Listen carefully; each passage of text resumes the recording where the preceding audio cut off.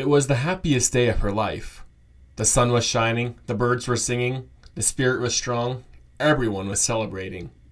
It was a day that Amy Mitchell had dreamt about her entire life.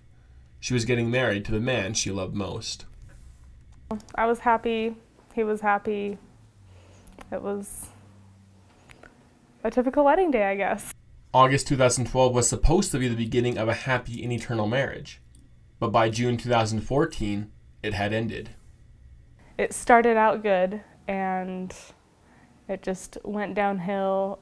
We weren't praying together, and we weren't doing all the things that married couples should be doing in order to build their relationship.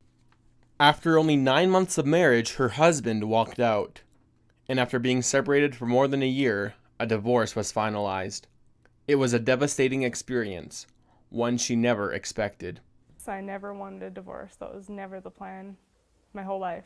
Mitchell is one of many students on campus to experience divorce.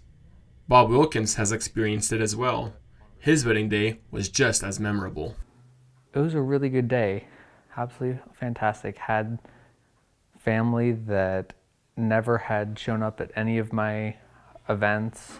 They always showed up in my siblings, but they were there at my ceiling and just felt really special. However, after only 4 years of marriage, Wilkins was divorced. Divorce among young people continues to rise. Scott Gardner, the chair of the Home and Family Department at BYU Idaho, has some ideas why this may be happening. I think sometimes it is red flags.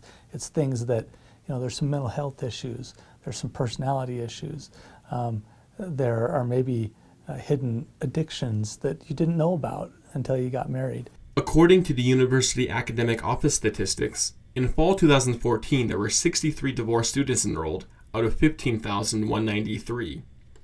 A divorce at any age is a tough process, but going through a divorce in your 20s can be even tougher. I think students feel a little self-conscious, a little, and then in the dating life, they're going to feel a little nervous about, okay, at what point do I tell somebody I'm dating that I've been married before? Is that going to be an automatic killer of the relationship? In a recent survey done on campus, 92% of males said that they would date a divorced person, and 94% of females said that they would. But the most important thing is that students have to remember to be sensitive. Sometimes there's some cruel things that people say inadvertently, number one is we need to be sensitive to that and not treat somebody like they're damaged goods or something because they've been divorced. The trick is to just keep treating them like a normal person. It's like if someone says they have cancer, you don't start talking about cancer the whole time. You just treat them like a normal person. While meeting people again and dating again can be a challenge, it does happen.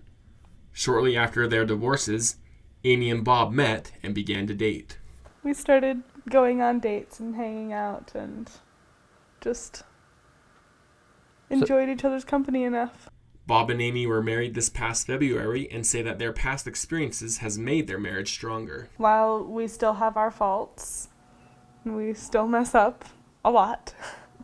We definitely, because we've been through divorce before, we definitely don't want that again, and we're doing everything we can to not.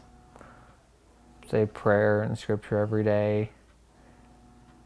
And we appreciate the qualities that most people overlook because we've experienced some pretty awful things.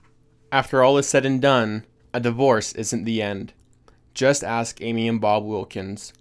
After experiencing what some may call an end to all future relationships, they found love again after all.